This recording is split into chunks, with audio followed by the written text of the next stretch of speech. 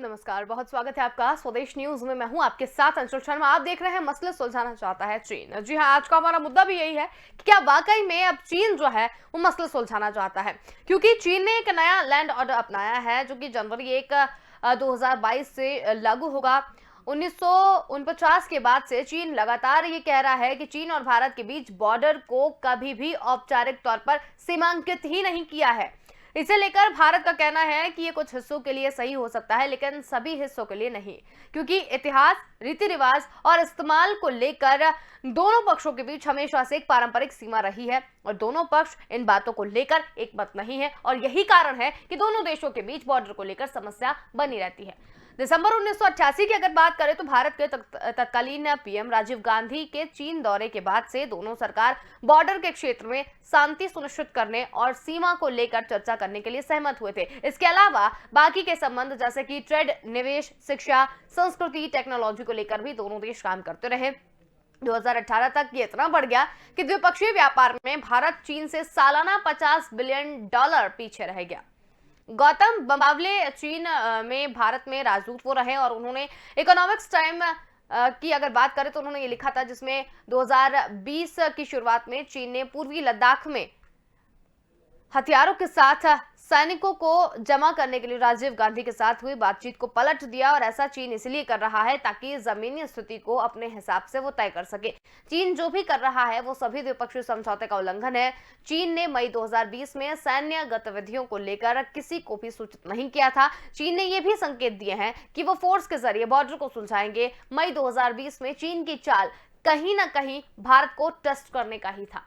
चीन इससे पहले साउथ चाइना सी में इस तरीके की हरकत करता रहा। तो आज का हमारा मसला यही है कि क्या मसले को वाकई में चीन सुलझाना चाहता है। चीन ने एक अपना लैंड ऑर्डर जो है वो बनाया है, जनवरी 2022 से ये लागू होगा। हमारे साथ दोनों मेहमान जुड़े हुए हैं, उनसे इस बारे में आज पूरी चर्चा करेंगे। हमारे साथ विंग कमांडर प्रफुल्ल बख्शी जी जुड़े हुए हैं, इसके साथ ही रक्षा विशेषज्ञ अमरदीप त्यागी जी हमारे साथ जुड़े हुए हैं। आप दोनों का ही बहुत स्वागत है। तो विंग कमांडर सर, सबसे पहले तो आपसे जानना चाहेंगे, चीन को लेकर कई बार, चीन सीमा को लेकर कई बार आप और हम चर्चा कर चुके हैं, लेकिन इस बार चीन एक नया बॉर्डर लॉ लेकर आया है। तो ये क्या बॉर्डर लॉ है और किस तरीके से वो भारत को चेताने की कोशिश कर रहा है? अंशुल जी, ये जो लॉ है ये पहले, बहुत पहले से इन्होंने सोचा हुआ था। ये एक 62 क्लॉज का लॉ है और ये बेसिकली ये बताना चाहता है कि पीपल्स रिपब्लिक ऑफ चाइना की सॉवरेनिटी हर एक जगह पे है, जो भी अंडर डाउट है और अंडर क्लेम है दूसरी कंट्रीज के, उन सबको छोड़ के वो बिल्कुल वो उसको कहता है कि ये हमारा अंडर है। और वो उन्होंने अब यहाँ के लोगों को बताना शुरू कर दिया है, जो लोकल वहाँ के लोग हैं, और उन्होंने पूरा फ्रेमवर्क दिया है। और पीपल रिपब्लिक आर्मी जो है चाइना की, वो उन्होंने अपने हेडक्वार्टर्स खोल दिए हर एक डिस्ट्रिक्ट के अंदर और वहां पे ब्रीफ करना शुरू कर दिया है लोगों को कि ये हमारी स्थिति है। और वहां पे जो पीपल्स रिपब्लिक पुलिस है उसके साथ में तालमेल करके वो जितने बॉर्डर खासकर अरुणाचल और तिब्बत के आसपास के बॉर्डर जहाँ पे संभावना है कि दूसरी शक्ति अंदर घुसने की कोशिश कर रही है, वहां पे वो इतना इंफ्रास्ट्रक्चर को मजबूत कर रहा है, मतलब अपने ही इंफ्रास्ट्रक्चर को परमानेंट स्ट्रक्चर बनाकर, ताकि वो ये दिखा सके कि ये एरिया हमारा है। बेसिकली चाइना की एग्रेसिव पॉलिसी इसलिए है कि चाइना किसी मूड में नहीं है रिलेट कर रहे आपको दे दे जमीन और कुछ नहीं। वो कहता है कि जो हमने डिसाइड किया वो ठीक है और भारत को हमारी बात माननी पड़ेगी। बेसिकली ये चीन का कहना है और ये रवैया है। और अभी तक जैसे कि आपको हम कितनी बार बता चुके हैं पिछले 2-3 साल में कि ये एक चाइना की पॉलिसी बन गई है, चाइना की डॉक्ट्रिनल स्टैंड बन गई है और चाइना को पता चल गया है भारत हमारे साथ में बिना लड़े ही समझौता करने को तैयार हो जाएगा। 50,000 स्क्वायर किलोमीटर उसके पास ऑलरेडी है हमारी जमीन, और उसको पता है, उसको चाइना और पाकिस्तान का सपोर्ट है, उसको अभी कोई प्रॉब्लम नहीं आ रही। प्रॉब्लम सिर्फ ये है कि 14 देशों के साथ में उसका संघर्ष चल रहा है और उसकी फौज वहां पे सब जगह टिकी हुई है। साउथ चाइना सी में उसकी नेवी टोटली मतलब ऑक्यूपाइड है। चाइना को ये भी पता है कि अगर इस सेक्टर के अंदर, लद्दाख से अरुणाचल सेक्टर के अंदर आर्मी से कंफ्रंटेशन और एयरफोर्स से होती है, इंडियन आर्मी एयरफोर्स से, तो चीन को बहुत ही कठिनाई होगी, क्योंकि उसकी पूरी फौज यहाँ पे उसकी मदद के लिए नहीं आ सकती। ये लिमिटेड एरिया है और लिमिटेड ही फोर्स अप्लाई होती है। हालांकि चीन को लॉजिस्टिक सपोर्ट, उसका लॉजिस्टिक लाइन बहुत लंबी है, पर उसको लॉजिस्टिक्स उसकी बहुत सपोर्ट है। उसके railway line, communication system, road up to date है, उनकी एयरफील्ड बन गई है। यहाँ चीन को फायदा दिखता है अपना, पर ओवरऑल हमारी जो स्थिति बहुत मजबूत है, चीन को ये भी पता है। इसलिए चीन दिन दुगने रात चौगने वो लगा रहा है, ये लॉ को लगा रहा है, 62 क्लॉज के लॉज को, ताकि किसी तरीके से अगर कोई भी डाउट होता है तो वो ठोस प्रमाण दे सके कि ये जमीन हमारी है, ये लोग हमारे हैं, हमारा लॉ चलता है, हमारा एवरीथिंग इज देयर। ये है भारत का साथ में, हम इसमें भी पीछे हैं। हमने भी अब अरुणाचल में जाके डेवलपमेंट शुरू करी है, चीन ने बहुत पहले से कर ली थी। चीन ने तो नए नए गांव बनाने शुरू कर दिए हैं। ये भी हमारे लिए एक बहुत प्रॉब्लम होगी। ये प्रॉब्लम अरुणाचल, उत्तराखंड में भी स्टार्ट हो रही है, जो यहाँ पे है। बिल्कुल विंग कमांडर सर, जैसे कि हम कई बार इस विषय में बात कर चुके हैं, लगातार चीन जो है वो घुसपैठ करने की कोशिश यहाँ पर कर रहा है। अब एक बॉर्डर लॉ भी है वो यहाँ पर लेके आ गया है। बहुत दिक्कतें जो है वो यहाँ पर हो सकती हैं, और क्या भारत को इसमें करना चाहिए? भारत को किस तरीके से सचेत हो जाना चाहिए? भारत को इसमें टोटल सचेत होना चाहिए। चीन ने सिविल मिलिट्री कोऑपरेशन की ऑफिशियल बॉडीज खोल दी हैं। ये जो स्टेप है ये हम आपसे पहले भी डिस्कस चुके हैं, और ये चीन ने जो कदम उठाया है ये बहुत ही सराहनीय कदम है। चीन ने इससे हमें सीख लेनी चाहिए कि आप, हमें जम्मू और कश्मीर में भी यही करना चाहिए। अपनी लोकल एडमिनिस्ट्रेटिव बॉडी, आर्मी और सिविल का कोऑपरेटिव जो सिस्टम होता है वो हमको करना पड़ेगा। चाइना को कोई प्रॉब्लम नहीं है, चाइना बेसिकली मिलिट्री के थ्रू काम करता है, हम मिलिट्री के थ्रू काम नहीं करते, हमारी सिविल एडमिनिस्ट्रेशन होती है। यहाँ पे चीन जो है हमारे पर शॉर्टकट कर सकता है, हमसे आगे निकल जाता है, जो सोचता है वो फट बॉर्डर में कर लेता है। हम नहीं कर सकते, क्योंकि हमारी way of working he different है। हम उसको अपनी इंडियन टाइप ऑफ डेमोक्रेसी बोलते हैं और उसको अमल करने की कोशिश करते हैं। हमारे बीच में बैंकों में संघर्ष है, एक दूसरे पर विश्वास कम है, ये हमारी प्रॉब्लम है। ब्यूरोक्रेसी और फौज में अंतर आता है। आईटीबीपी को लगाएं, आर्मी को लगाएं, ये प्रॉब्लम आपने गलवान में देख ली थी, जिसकी चीन ने हमारी हंसी उड़ाई थी। तो ये सारी प्रॉब्लम्स को लेकर हमारे को थोड़ी प्रॉब्लम है, और इसको हमें जितनी जल्दी दूर कर सके वो अच्छा है। बिल्कुल। अमरदीप सर, अगर आप के नजरिए से देखा जाए, चीन ने एक नया लैंड बॉर्डर जो लॉ है वो अपनाया है, तो आपके नजरिए से आप इसे कैसे देखते हैं? देखिए, ये एक बड़ी सोची समझी तरीके से काम कर रहा है, और ऐसा नहीं है, पाकिस्तान में भी इस तरह का काम है, भले ही वो पार्लियामेंट से लॉ पास करते हैं। इसका मेन उद्देश्य है कि उसको डेवलपमेंट से बहुत, जैसे कि आप कभी जानते हैं कि इंटरनेशनल इश्यूज और बायलैटरल इश्यूज हैं, जिससे हम कहते हैं कि बॉर्डर के इतने डिस्टेंस तक आपका कंस्ट्रक्शन नहीं होना चाहिए, आप इस तरह से नहीं बना सकते। तो उसने ये जो लॉ पास किया है, उसके हिसाब से वो वहाँ पे जो सिविलियंस है उनको रखेगा, उनके नाम पे डेवलपमेंट करेगा।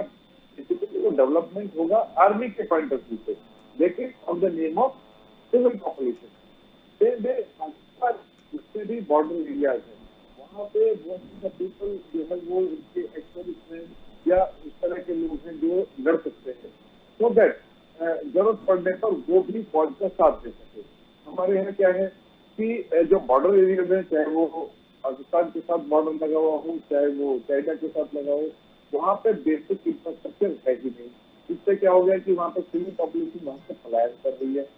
अब क्या होगा कि चाइना ने अपने विलेजर्स को वहां पर एस्टैब्लिश कर दिया, उनको इंफ्रास्ट्रक्चर दे रहा है, और वो कल चाइना के first line of order, first line of defence की तरह वहां पे काम करेंगे, उनको वो वैक्सीन करेंगे, उनको ट्रेन करेंगे।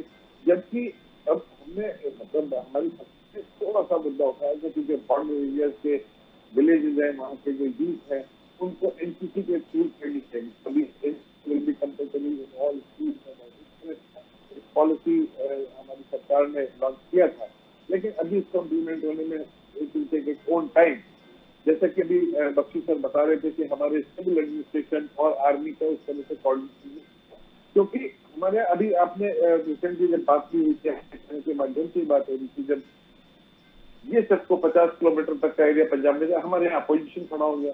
अरे भाई बॉर्डर का इशू है, वहाँ पे जो बॉर्डर पे लड़ने वाली लोग उनको उस एरिया का मैनेजमेंट देना चाहिए, so that according to their requirement, defence के हिसाब से, अटैक के हिसाब से हम अपने आप को तैयार कर सके, वहाँ पे विलेजेस को तैयार कर सके और हम अपने डिफेंस को तैयार कर सके। तो चाइना ने बहुत ही समझी और सोची समझी चाल के तहत इस प्लान को इम्प्लीमेंट करने का मतलब उन्होंने बिल पास कराया अपने पार्लियामेंट से, और they are going to be successful in that because you cannot raise your voice कि भैया हम तो अपने सिविलियन को डेवलप कर रहे हैं, और जब हम डेवलप करते हैं तो हमारे लिए ऑब्जेक्शन ये हो जाता है कि ये बॉर्डर को तैयार कर रहे हैं, हमारे खिलाफ तैयार कर रहे हैं। तो हमें भी यही करना चाहिए कि सिविल पॉपुलेशन को facilities so that during time of war or any conflict those facilities can be utilized by the armed forces, और वहाँ से जब है तो वहाँ पे उनको उस तरह का रोजगार मुहैया कराया जाए,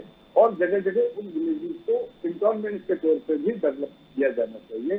तो ये इंडिया के लिए थ्रेट है, और ऐसा वो खाली इंडिया के साथ नहीं, भूटान के साथ, नेपाल के साथ और बाकी और नेबरिंग कंट्रीज के साथ। बिल्कुल। अमरदीप सर, अगर जैसा कि चीन का कहना है कि 1 जनवरी 2022 से ये नया जो लैंड बॉर्डर जो लॉ है वो लागू हो जाएगा, उसके बाद क्या कुछ दिक्कतें भारत को आ सकती है, या जो अभी चीजें चल रही है उससे क्या परिवर्तन देखा जाएगा ये लागू हो जाने के बाद? जैसे अभी आजकल चल रहा है, इंडिया की सबसे ऑब्जर्वेशन की तो अभी तो ऑब्जेक्शन हम कर रहे हैं, लेकिन अब जब सिविलियन पॉपुलेशन के डेवलपमेंट के हिसाब से, उनके रहने के हिसाब से उसको डेवलप करेगा, हम कह नहीं सकेंगे। This is the basic problem. Immediately कुछ नहीं होगा, बट आने वाले समय में वो हमारे लिए थ्रेट बन जाएगा। यदि और एक्चुअली जो ये भी शो करना चाहता है कि जो तिब्बत की पॉपुलेशन है अब वहाँ की डायनामिक सबसे होगा, तो उससे हमें पड़ेगा। बिल्कुल। अमरदीप सर, अगर नए लैंड जो बॉर्डर लॉ है उसको लेकर अगर देखा जाए तो भारत का क्या कुछ जवाबी चीज रही है? भारत क्या कुछ अभी कुछ तैयारियां करता हुआ भी दिखाई दे रहा है? नहीं, तैयारी तो हम कर रहे हैं। अभी आप देखिए कि हमारा जो उत्तराखंड एरिया है रोड नेटवर्क बहुत इम्प्रूव हुआ है, लेकिन अरुणाचल प्रदेश में बहुत सारा हमारा डेवलपमेंट कर रहा है, इधर लेह लद्दाख एरिया में बहुत ज्यादा डेवलपमेंट हो रहा है। तो बेसिकली ये सब करने में और वहाँ पे जो आर्मी डिप्लॉयड है उनको और ज्यादा पावर देके और ज्यादा रिस्पॉन्सिबिलिटी देके डिप्लॉय करना। बिल्कुल। तो विंग कमांडर सर, अगर आपसे जानना चाहें, जैसा कि हमारा आज थीम भी है आज जो कि क्या वाकई में चीन मसले सुलझाना चाहता है, तो ये जो लॉ लेकर आया है चीन, ये मसले सुलझाना चाहता है, ऐसे समझा जाए इस तरीके से? क्लियर है, चीन ने ये जो लॉ बनाया है अपनी स्थिति को इम्प्रूव करने के लिए आर्टिकल 10 और आर्टिकल 43 जो इस लॉ का है वो क्लियरली कहता है कि ये जैसे कि बॉर्डर विलेजेस हैं और न्यांगची, अंगारी, शिगात्से, लियाओके, ये और ऐसे 112 बॉर्डर डिस्ट्रिक्ट हैं, उनमें सिविल मिलिट्री कोऑपरेशन स्कीम के तहत इस लॉ से ये प्रूव होता है और उनको सपोर्ट मिलता है कि हमारी जो sovereignty of China is final in this, इसमें कोई दो राय नहीं है और अब पूरा का पूरा चाइनीज लॉ यहाँ चलेगा। ये है बेसिक बॉर्डर लॉ का मतलब। और ये बॉर्डर लॉ इसलिए बनाया है कि चाइना दुनिया को दिखाने के लिए ये एरिया हमारा है। तो अगर अब हम पूछते हैं कि क्या चाइना ये प्रॉब्लम सुलझाना चाहता है, तो सही नहीं। ये भूल जाएं, ये एक पंजाबी में कहावत है, हम दिल पिशौरी करना चाहते हैं, अपने मन को खुश करना चाहते हैं, सोच सोच के कि चाइना शायद मान जाए। क्योंकि चाइना, हम लोग चाहते हैं कि बिना लड़ाई के बात बन जाए। कहने वो चाइना को पता है बिना लड़ाई के बात बन जाएगी, ये फर्क है। पर चाइना की ताकत इतनी ज्यादा है, चाइना सोच रहा है दूसरों को ताकत में डरा देगा, वो अलग बात है। पर इस समय चाइना की जो सोच है, इन 112 डिस्ट्रिक्ट में आर्टिकल 10 और आर्टिकल 43 के तहत वो बिल्कुल क्लियर है कि ये लैंड रिफॉर्म और बना रहा है। और लैंड रिफॉर्म में ये भी कह रहा है कि जहां जहां पे भी सिविल एडमिनिस्ट्रेशन सोचती है इंफ्रास्ट्रक्चर की कमी है, वो उसको आर्मी की मदद करनी पड़ेगी ऑटोमेटिकली, या रोड कंस्ट्रक्शन, कम्युनिकेशन, टेलीकम्युनिकेशन, किसी चीज में भी। तो सारी की सारी ये एब्सोल्युटली क्लियर है, चाइना किसी भी मूड में नहीं है। अब आप पे डिपेंड करता है भारत पे कि हम कितने मूड में हैं अपनी धरती को बचाने के लिए और उसके तहत काम करें। क्या हम उस तरीके से काम करेंगे जहां हमारा प्राइम मिनिस्टर कह देगा अजी ये सब 20,000 स्क्वायर किलोमीटर में घास भी नहीं उगती, दुश्मन को ले जाने दो, क्या ऐसी बात होगी? या अपना सोल्जर, अपना जवान खून का एक एक टुकड़ा बहाने को तैयार हो जाएगा, क्या वो बात होगी? ये अब हमारी पॉलिसी पे डिपेंड करता है। बिल्कुल। अमरदीप सर, जैसा कि 1949 के बाद की अगर बात करें कि जो चीज़ें चाइना और इनके बीच में, भारत के बीच में निकल कर आई थी, उसमें एक बात चाइना ये कहता हुआ नजर आ रहा था कि बॉर्डर को औपचारिक तौर पर सीमांकित नहीं किया जाता, ऐसा चीन जो है वो कह रहा है। इसके पीछे के मायने क्या है, क्या समझे इसे? देखिए, कोई शक नहीं है कि भारत और चीन का बॉर्डर जो है वो पूरी तरह से उसका कोई बॉर्डर का कोई सीमांकन नहीं किया गया। एंड सिंस एजेस इसका कारण ये रहा कि जो बॉर्डर की डिमार्केशन की गई ऑन मैप, ये तो किया गया बाय ब्रिटिश, एंड उसके बाद ब्रिटिश चले गए, चाइना ने तिब्बत को कैप्चर कर लिया और हमने कभी बैठ के बात ही नहीं करी इस तरह से। क्योंकि चाइना का जो क्लेम था वो क्लेम था अरुणाचल प्रदेश पूरा उसका है, तिब्बत वाला एरिया उसका है, और उसके अलावा उत्तराखंड में भी वो कहीं अपने को अपना एरिया क्लेम करता है। तो पॉइंट है कि इसको एक मतलब किसी ऐसे फोरम में बैठ के पूरी तरह रिजॉल्व करना चाहिए उस मतलब जिस तरह वो बॉर्डर हमारा डिमार्केशन है। क्योंकि हमारा जो ये डिमार्केशन किया गया था मिस्टर मैकमोहन और चाइनीज जो लामा का दलाई लामा का जो रिप्रेजेंटेटिव था उसके बीच में वो ये मैटर को डिमार्केशन किया गया था। तो इसको जब तक डिसाइड नहीं करेंगे चाइना कुछ ना कुछ करता रहेगा, और चाइना उसको इंटरेस्टेड भी नहीं है।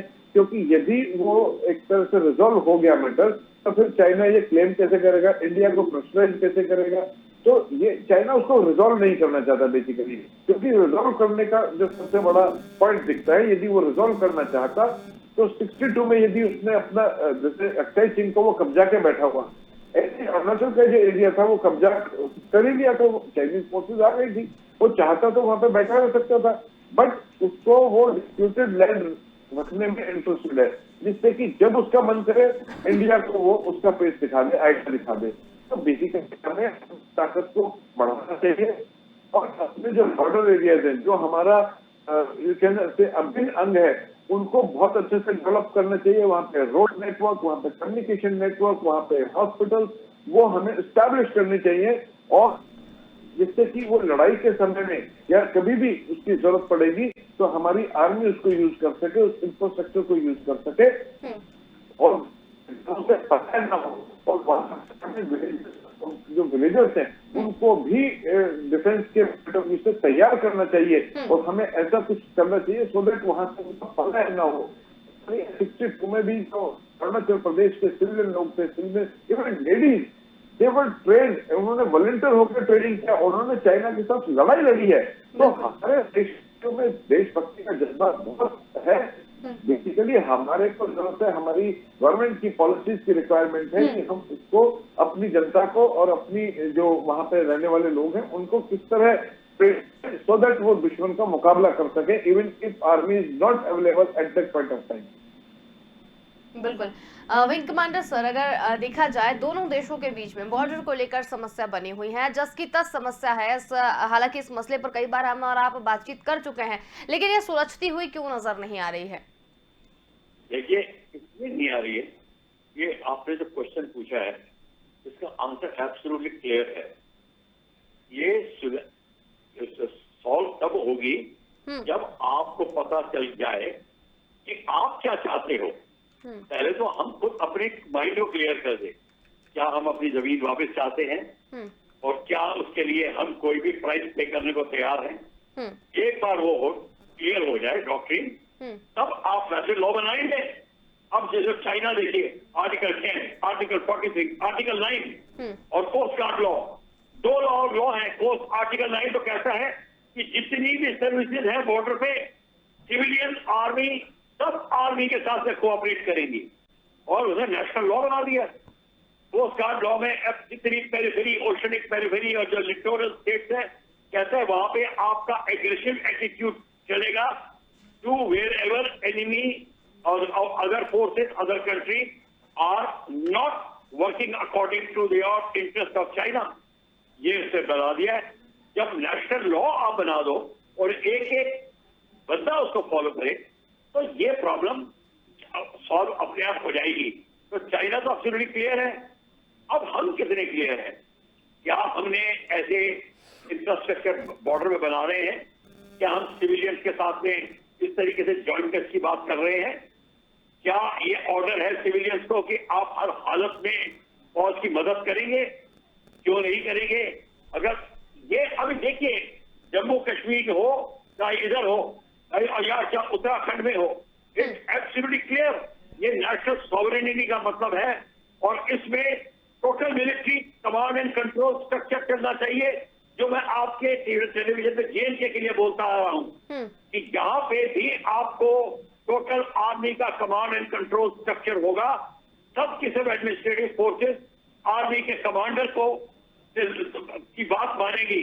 ये नहीं कि आपको कुछ कह रही है और अब आर्मी कमांडर कुछ कह रहा हो, बात नहीं मान रहे, गवर्नर के पास जा रही है, चीफ मिनिस्टर के पास जा रही है, बातें आगे पीछे चल रही हैं, तब नहीं बाप देश की रक्षा होती। तो ये हमारे को क्लियर हो जाना चाहिए। या तो आप डेमोक्रेसी चला लीजिए या देश बचा लीजिए।